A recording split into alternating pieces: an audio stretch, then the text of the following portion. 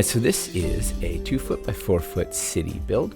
I start by laying down battle boards because they're easy to move around, and then I loft up a section of them, and I start blocking in the park immediately. It was the one area I definitely knew I was going to do was this park, so I wanted to kind of rough it in quickly so I could kind of sort of build out around it. Just start dropping down some streets and then just blocking in buildings quickly. I like to kind of sketch, so I just sort of rough in stuff as fast as I can. This is going to be like a open market area.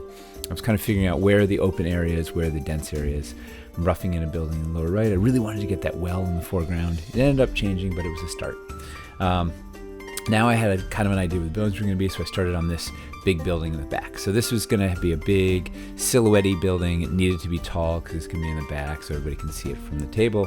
And I wanted a sort of Bridge of Valor sort of crossover in the middle. I wanted to use the new Tudor pieces to make an overhang, a neat arching overhang that felt like a neat area to go underneath. Gave you kind of that feel of the old medieval city. I do a lot of trickery on this building.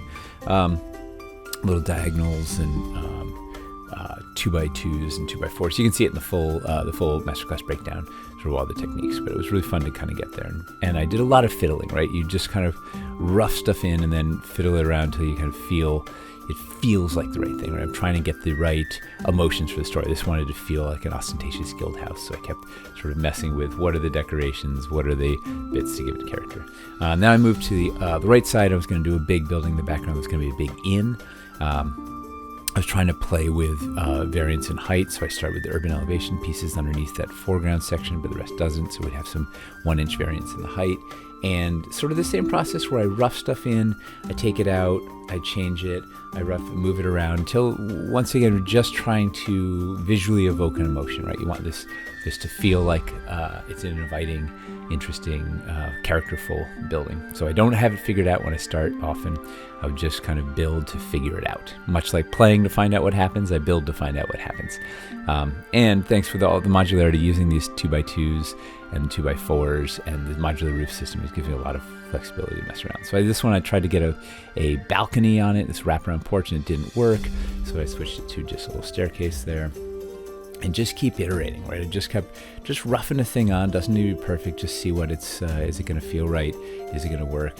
And then just keep building my way up, discovering it as I go. It's a really important lesson to remember. It's just like you don't have to have it all sorted out.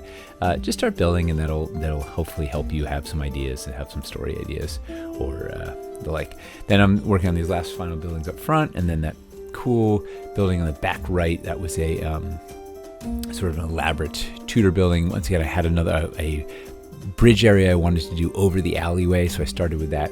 It's in the on the left side of the building there, and then I kind of reverse engineered the building around. Like I knew I needed that, and I was like, well, what's going to feed into that cool overhang? I wanted lots of overhangs so you could encourage sort of multi-level play and the like. And I just rough in, a lot of times you see me just rough in the bases without walls, just to get an idea what the building would be. This building in the foreground all wood.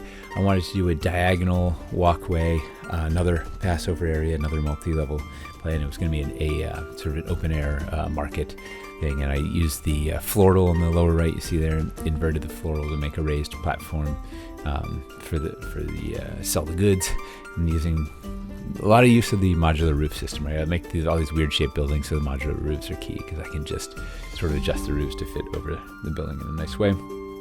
And then these last couple of buildings in the foreground, and just trying to, once again, figure out what's the character, what's the purpose of this building, and how is it going to kind of fit with the rest of the setting, be different from the other ones.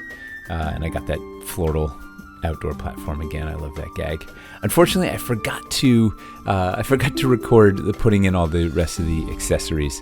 So we're going to jump right from this into the final. Oh, and you see the prototype fall off that Oriel window because we didn't have pegs yet. It's just all white stick.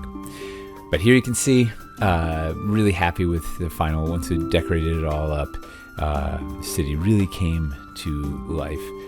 Super fun to kind of mash everything together using all of our city pieces to have the full range, and I was really happy we managed to get a lot of buildings with a lot of great character, a ton of areas to explore, and enough visual variety that truly feels like a city. And if you walk away with anything from here, it's just remember, you don't have to have it all sorted out when you start. Just start, right? Just start building. It'll help you figure out the story. It'll help you figure out what you're building, and it should be fun. So hopefully this will inspire you to start building, start telling that story, and have a good time on the tabletop. Thanks for watching.